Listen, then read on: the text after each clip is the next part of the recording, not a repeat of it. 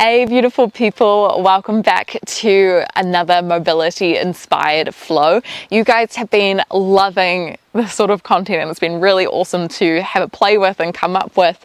So mobility kind of refers to our range of motion within our joints, and when we do mobility work, generally it means that movements are a little bit more isolated and we strengthen really small muscles that help rotate or move our joints in certain ways.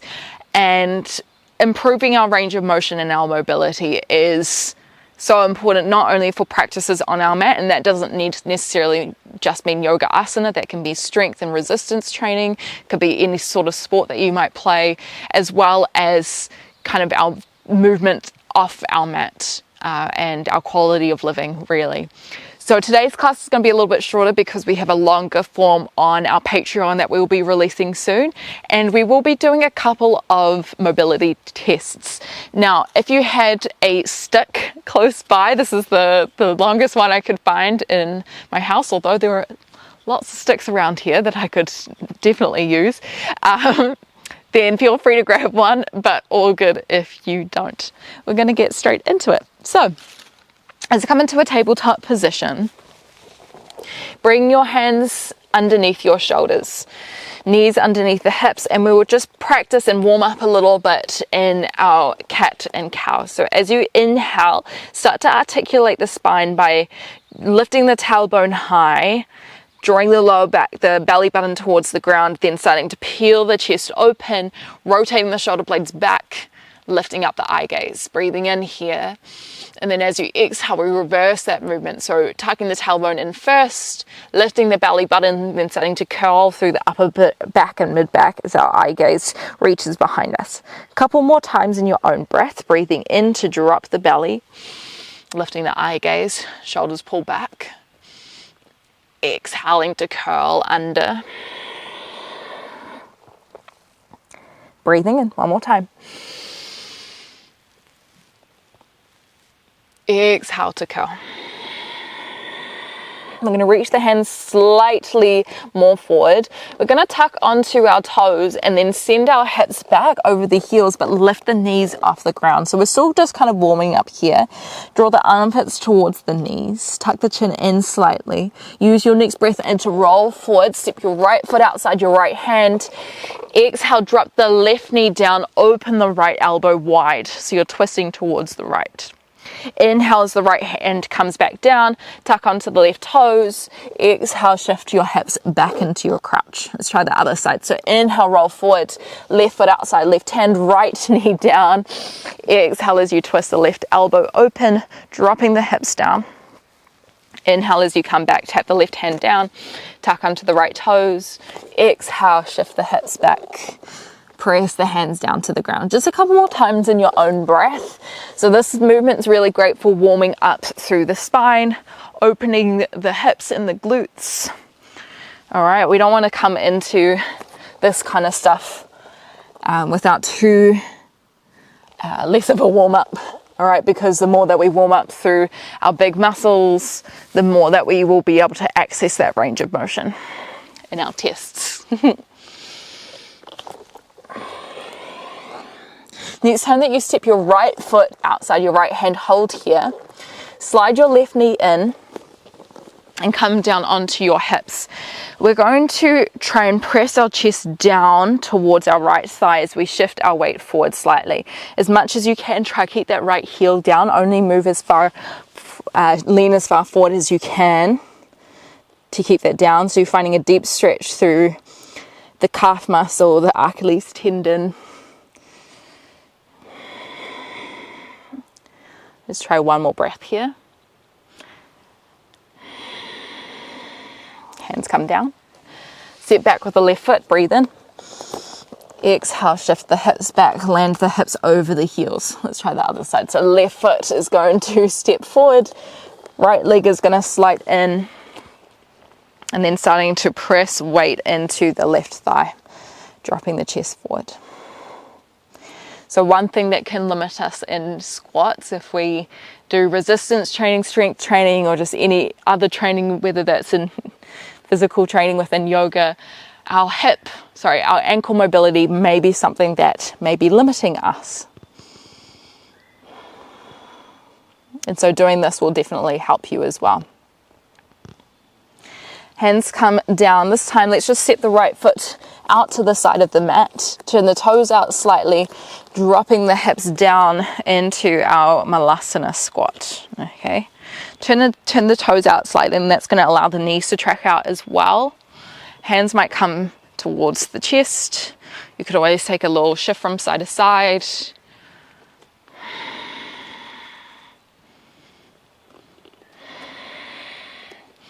Getting our hips and our knees and our ankles, getting them in deep flexion. What am I trying to say? They're getting comfortable with whatever deep flexion feels like, which means closing of the joints. All right. Take one more breath here. And our breath is so useful for allowing us to drop down a little bit deeper. When you're ready, roll yourself up. Bring the hips high, tuck the chest in, walk your feet underneath your hips. Fold forward here. And then start to peel the inside arches of the feet off. So you're coming to the outside edges of the feet. Take a breath here. Exhaling, trying to fold a little bit deeper. Land the feet down and then start to roll yourself up through standing. Taking your time, finding our way up. Now, we are going to have our first squat test. Now, I'm on a slope, so this makes this a lot easier for me. But if you're doing this test, I would recommend flat ground, no shoes. We're going to start with the feet wide, and basically we're going to see how far we can get our feet in while keeping the heels down in a deep squat. All right, take a big breath in. As you exhale, drop the hips down over the heels. If you can get your hips down, what they call astergrass, with the heels down, perfect. You got the first step. If not, this is where you need to work on. All right, if you got that heel toe, your toe heel, your feet in a little bit more. So hips, feet slightly wider than the hips still. Same thing, knees over toes, dropping yourself down. If that was sweet, come up. Walk the feet in again. Try that again. You keep trying to bring your feet as close towards each other while keeping the heels down. And one thing that will help is if you need to reach your hands forward a little bit more, knees wide. And in this test, of course, having the chest up will make it a little bit, how would I say, better for technique. But at this point of time, really doesn't matter. Just curve the spine, reach forward, do what you need to do. I'm cheating a little bit here. I'll try to do it side on.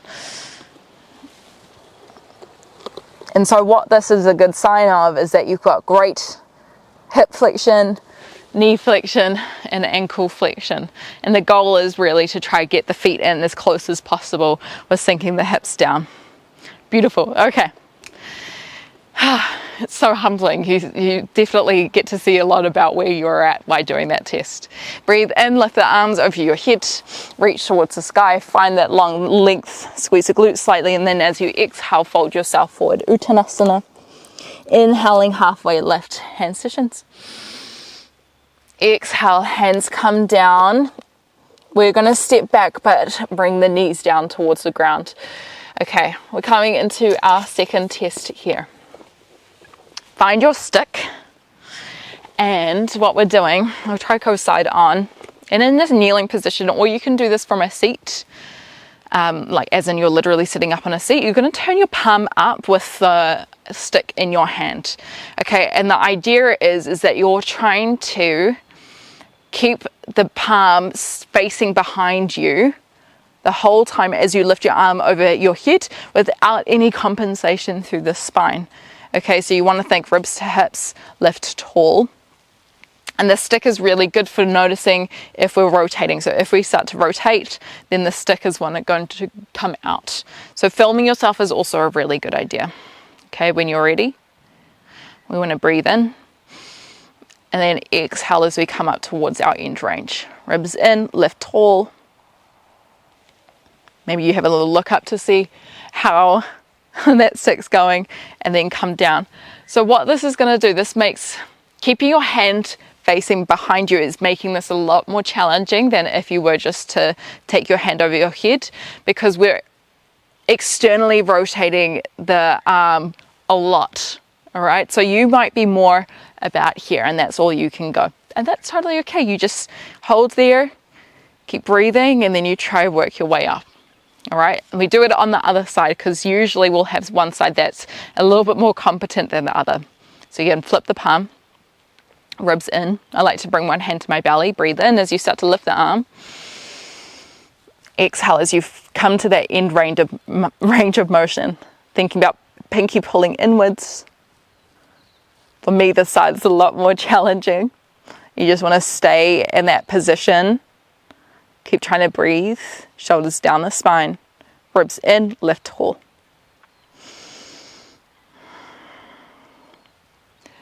Whew. And when you're ready, coming down.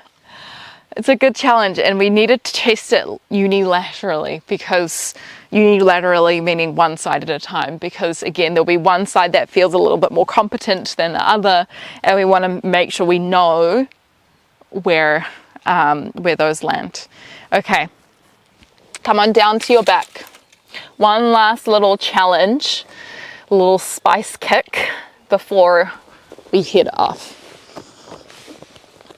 There will be more tests like this and more kind of things you can work on to help with your mobility in the longer form. So just head on Patreon, so have a look at that if you want. What we're going to do, we're going to try bring the forehead down towards our hands, or maybe our hands slide out slightly. We're going to try bend the right knee, engage the core, press the hands through the ground. You're going to try lift the right knee off, and then try slide it outside as high as you can without it touching on the ground. So ideally you might get your knee up to about hip height. This is super challenging. All right, if you manage to get it up, no worries. If not, press through the hands, engage the core, see if you can lift the knee off, and then try slide it back. Okay, we're going to try that on the other side. Okay, start by bending the left toes. Breathe in, start to engage the glutes, and then as you exhale, rotate the left knee towards the side of the body, trying not to move your spine too much. And it's very normal for you to get a cramp here. And when you're ready, press through the ground, lift the knee, and then slide it back. So what you're doing there is that you're finding yourself an extreme external rotation of the femur bone, and so your rotational muscles within the glutes and slightly deeper within there really have to fire on. Okay, when you're ready, let's press ourselves up. And we will finish our practice there. So a small little video that you can do to test your mobility, especially if this is something that you want to keep coming back to. If you work on your mobility for about 3 months, this is a great class to, or a great, drills that you can do in your own time to be like, I couldn't do this 3 months ago, but my hand can lift up a few centimeters more, or I can get my feet in a little bit closer, or I could take my knee up a little bit higher.